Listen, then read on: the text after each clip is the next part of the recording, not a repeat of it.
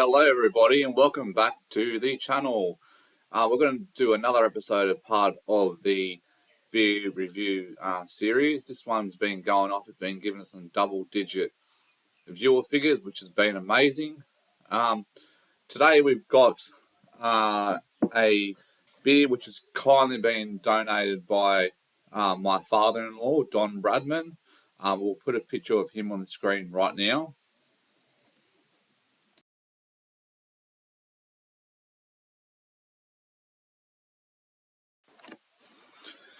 And I forgot to mention we are coming from Johnson's Garage.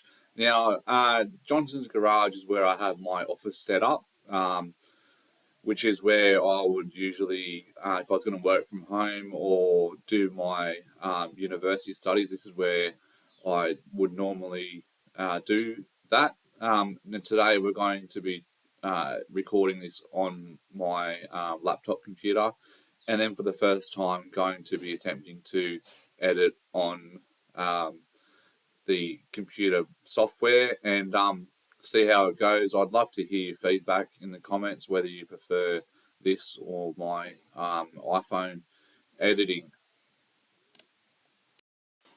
Okay, so about the beer itself, we got the Fruh Kölsch, which I've just dropped on the ground in the previous take, so hopefully it's not too shaken up.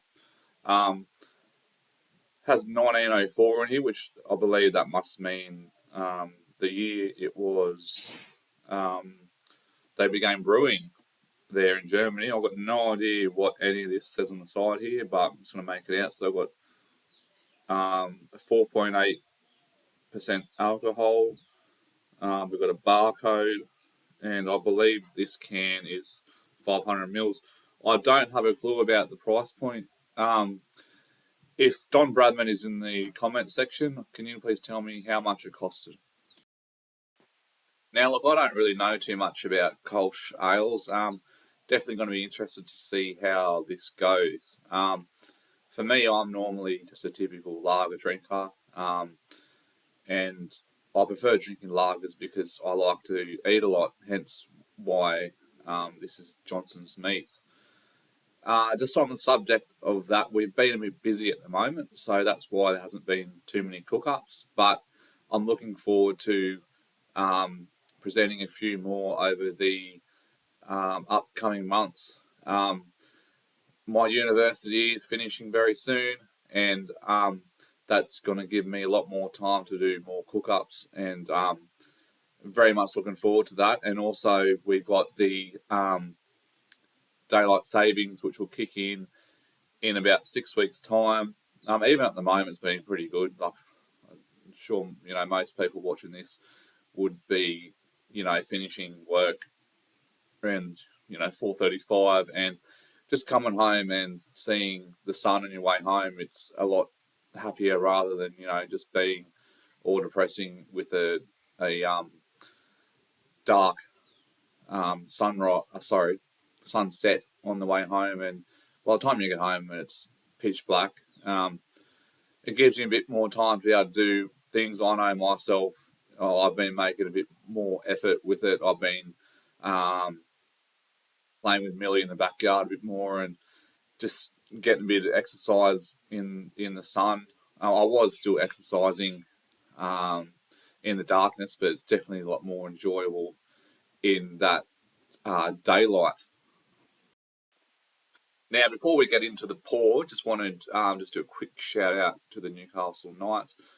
This has been an unbelievable season as a supporter. I did not expect much out of this season, to be honest.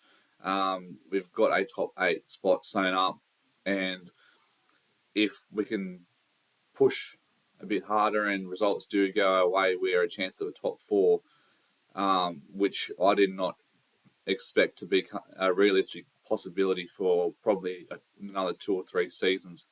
It's definitely been a wonderful time to be at Novacastri, and I'm just going to just enjoy the ride. If we get sent out in week 1, then so be it. It's definitely a lot more than what I expected. Okay, now it's pouring time. Got the trusty Newcastle Knights schooner glass.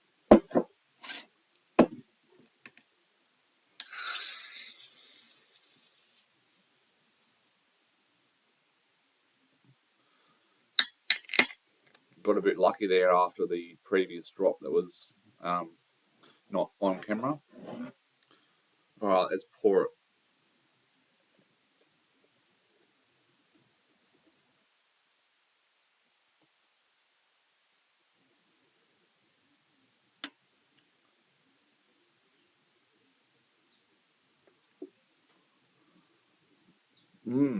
So, first observations is, as you can see, it's quite a light colour. Um, got a nice head on there, representing a bit of fermentation, which is always amazing. Um, let's see what it smells like, eh? I feel like it's got some kind of fruity smell. Um, don't really know much about Kölsch ales, as I said earlier. So um, whether that's part of the parcel, I guess, of having a Kölsch ale, um, that might just be how it is. Um, I'd also imagine being in German beer, they do have the purity laws over there. So there would be set standards of um, what this beer must be. Um, and, I think that's just the way the Germans usually do things anyway. It's all about um, German engineering and precision to uh, get the best result. All right, now the beer's settled down a bit. Let's give it a go. Cheers, everybody, and cheers to Don Bradman.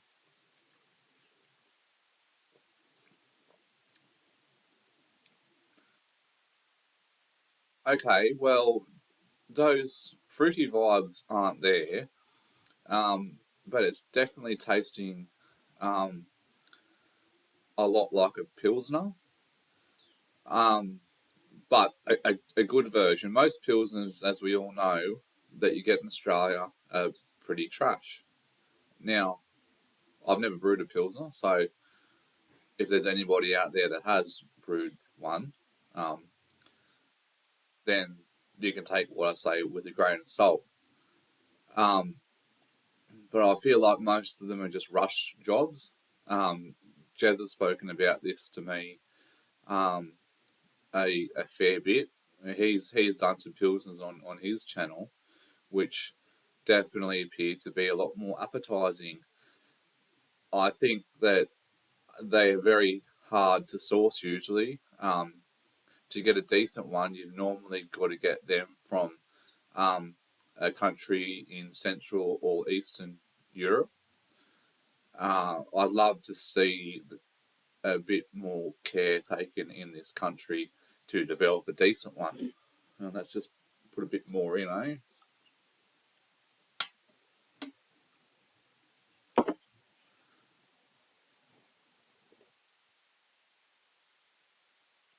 Yeah, look, it's definitely a very good beer.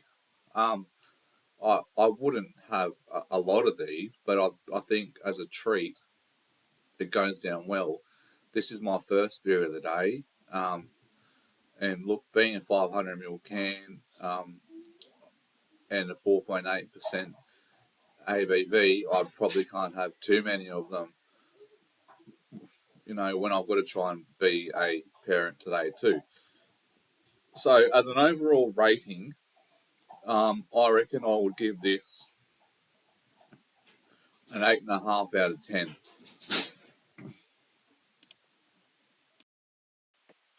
So, I just want to thank you all for watching this new episode of Johnson's Meats. If you have enjoyed what you have seen, please consider like, commenting, and subscribing, and make sure you reign supreme. Cheers.